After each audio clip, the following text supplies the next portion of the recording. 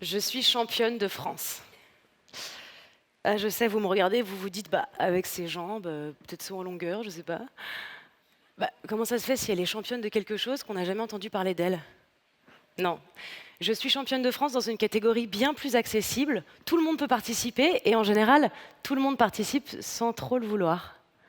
Depuis l'été 2016, je suis championne de France de cyberharcèlement. Pas parce que... Merci beaucoup, merci. Alors, c'est pas parce que j'ai participé, hein, je précise, c'est parce que j'ai subi. J'ai subi un des plus impressionnants cas de cyberharcèlement de France. Plus de 40 000 commentaires menaçants, insultants, violents en un peu plus d'un an. C'est un record. Et là, vous vous dites que j'aurais quand même mieux fait de choisir le saut en longueur. Non, ça aurait été moins éprouvant. Je travaille sur Internet. Et je fais des vidéos dans le monde virtuel. Le monde virtuel où je montre mon vrai visage, où je parle avec ma vraie voix et où je dis des choses que je pense vraiment. Le monde virtuel qui est presque comme ce monde-là où vous me voyez, où on respire le même air. Le monde virtuel qui est à portée de main sur nos téléphones portables, où on passe plusieurs heures par jour pour se divertir ou pour travailler, et dont finalement on n'arrive pas tellement à se passer, puisqu'en France, plus de 80% des foyers ont un accès à Internet. Le monde virtuel qui est finalement exactement comme ce monde-là qu'on appelle en opposition la vraie vie. Parce que finalement, c'est ça la seule différence entre le monde virtuel et le non virtuel. C'est qu'on ne peut pas se voir avec nos yeux. Mais on va en revenir sur mon record, si ça ne vous dérange pas. Je n'ai pas volé ce titre, j'aimerais qu'on en parle un peu. À quoi ça ressemble le cyberharcèlement? Alors, si vous avez des enfants en bas âge, ou si vous êtes vous-même très souvent connecté, il faut savoir que... Ah, ça, c'est pas bien méchant. Qu'est-ce que je disais? Oui, si vous avez des enfants qui vont bientôt vivre avec leur époque et donc passer la plupart de leur temps en ligne, il faut que vous sachiez que le... Excusez-moi, allô, bonjour. En fait, j'ai l'impression que je n'ai pas toute votre attention. Je vous propose qu'on attende que ça passe. Ça va, vous? Ça marche pas. Non, je sais, vous savez ce qu'on va faire? On va les ignorer.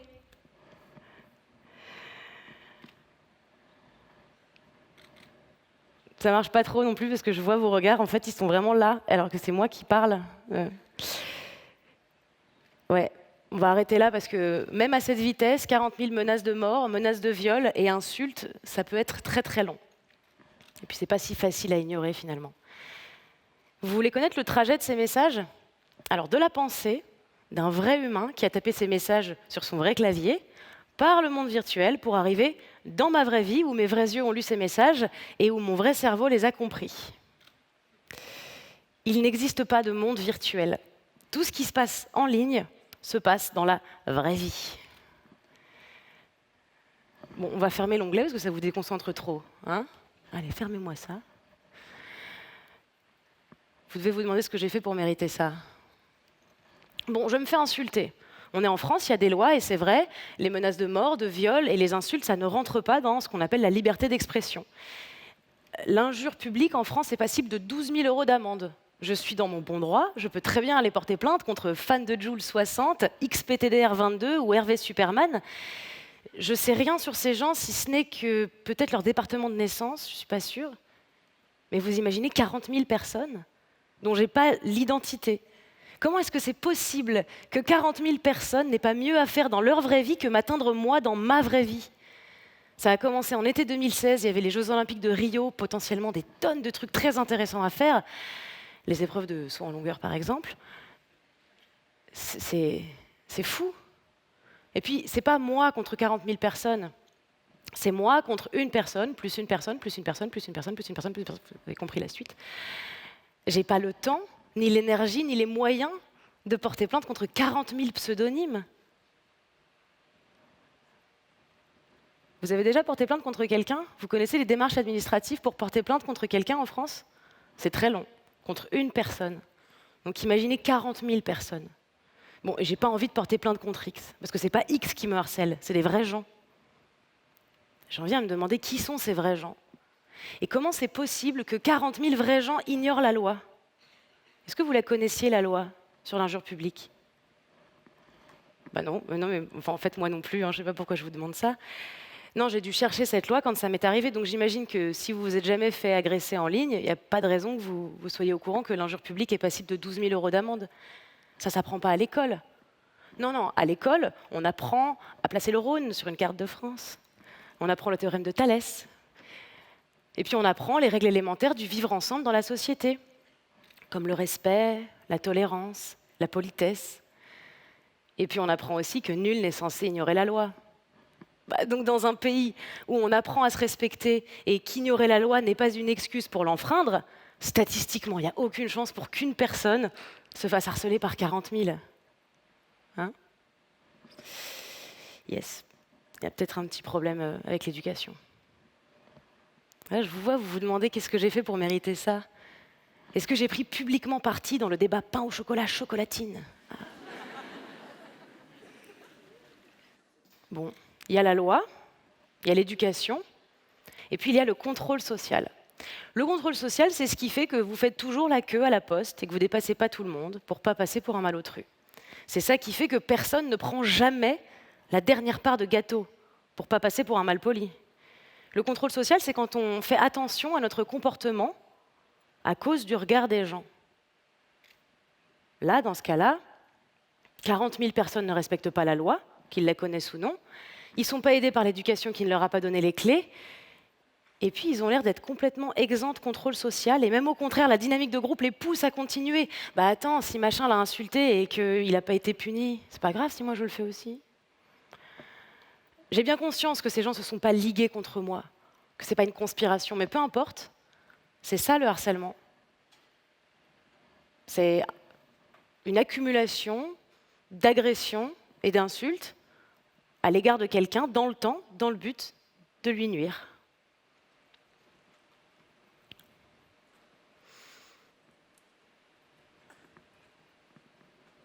Ça marche bien. Ça marche bien, on est ligués, on n'est pas content et on crie fort. Face à ça, j'étais sur des sites. Sur un site, sur un réseau social, il y a forcément une loi, une politique, des règles. Donc forcément, logiquement, en m'adressant aux modérateurs de ces réseaux sociaux, je devrais réussir à obtenir au mieux la suppression des comptes qui me harcèlent, au pire la suppression des messages qui m'insultent, qui sont hors la loi. Mais tous les sites et les réseaux sociaux répondent la même chose. C'est pas de ma faute. En fait, moi, je ne suis pas un média, je suis un diffuseur, donc je ne prends pas parti.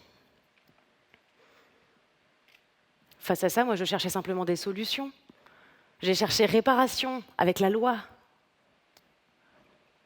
J'ai cherché de l'espoir dans l'éducation en me disant que mon exemple servirait peut-être à quelque chose. Et puis j'ai cherché du soutien et de la solidarité avec les réseaux sociaux, les médias. Décidément. Je me serais sentie moins seule, moins isolée, moins stigmatisée. J'avais envie, au lieu d'entendre « Oh, c'est pas la vraie vie » ou « Bah, t'as qu'à les ignorer ». Non, j'avais envie qu'on me dise que ce que je vivais, c'était pas normal, que j'avais des raisons d'en souffrir. J'avais envie de me retrouver avec le visage plein de coups, pour qu'en me regardant, on se dise « Oh là là, il y a un problème, qu'est-ce que c'est? Viens, on s'en occupe ». J'avais envie qu'on arrête de me dire qu'il suffisait que je ferme les onglets pour que les sales putes va mourir disparaissent. Je me suis sentie complètement désemparée. Bon là, il s'agit de ma vie. Ça peut être la vie de n'importe qui. Ça peut être votre vie, ça peut être la vie de vos enfants, ça peut être la vie de vos grands-parents s'ils aiment surfer. C'est la vie aujourd'hui de beaucoup d'adolescents qui ont tenté de mettre fin à la leur. Et puis, il y a quelque chose qui m'a frappée. Moi aussi, j'ai déjà fait des erreurs en ligne. J'ai déjà envoyé un commentaire malveillant et insultant à quelqu'un qui disait des choses contre lesquelles j'étais profondément. Et je me suis déjà dit que parce que moi, j'étais engagée et j'avais un vrai combat, je défendais des avancées sociales, j'avais le droit d'insulter quelqu'un. Mais on ne peut pas vouloir changer les comportements et les mentalités et utiliser les mêmes armes que ceux qui nous attaquent.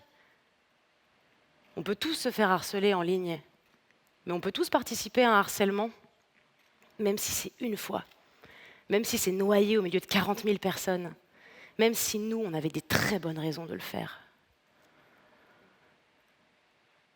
Si autant de gens, sans se donner le mot, sans se liguer contre moi, ont eu un impact aussi puissant et négatif sur ma vie. Imaginez l'impact de commentaires positifs.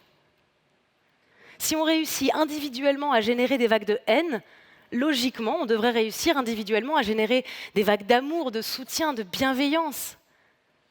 Si on accepte qu'une poignée de gens haineux puisse avoir un tel impact sur la vie de quelqu'un, il faut prendre conscience qu'une poignée de gens bienveillants peuvent avoir un tel impact sur la vie de quelqu'un.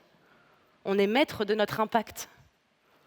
Contrairement à ce qu'on m'a beaucoup répété, c'est pas plus facile d'insulter en ligne. Ben non, regardez, salope, c'est 6 lettres, merci, c'est 5 lettres. Bim, une lettre de moins. On a le pouvoir de changer ça. Je me suis rendu compte dans ma position, parce que je ne suis pas la première ni la dernière à me faire harceler, mais je me suis rendu compte dans ma position unique de cible de harcèlement qu'il n'y a pas d'un côté les gens qui harcèlent, au milieu les témoins, et de l'autre les gens qui soutiennent. Non. Il y a ceux qui font partie du problème et ceux qui font partie de la solution. Alors je ne vous demande pas d'aller vous battre dans une guerre qui n'est pas la vôtre, d'aller débattre avec des gens qui ne sont pas d'accord avec vous. Je ne vous demande pas de devenir des soldats du bien. Je ne vous demande pas d'utiliser un hashtag. Non. Je vous propose juste de donner l'exemple, de prendre l'habitude de communiquer votre satisfaction en ligne, votre amour, pourquoi pas, ou juste votre présence. De commenter, de liker, de mettre un pouce bleu, pour ceux qui ont la ref, et puis de laisser un commentaire constructif, même s'il est négatif. Et puis si vous n'avez pas le temps, un emoji cœur suffira. Hein. Si on crie plus fort notre satisfaction, on n'entendra plus du tout ceux qui crient leur haine. On fera trop de bruit. C'est très important que la bienveillance se réapproprie l'espace de discussion en ligne. Je vous ai toujours pas dit ce que j'avais fait pour mériter ça. Hein. Ah, vous voulez savoir? Eh bien, j'ai fait exactement ce que je viens de faire devant vous ce soir. J'ai exprimé publiquement mon opinion sur le harcèlement. Et si vous venez de voir cette vidéo en ligne, n'hésitez pas à laisser un commentaire ou un cœur. Merci.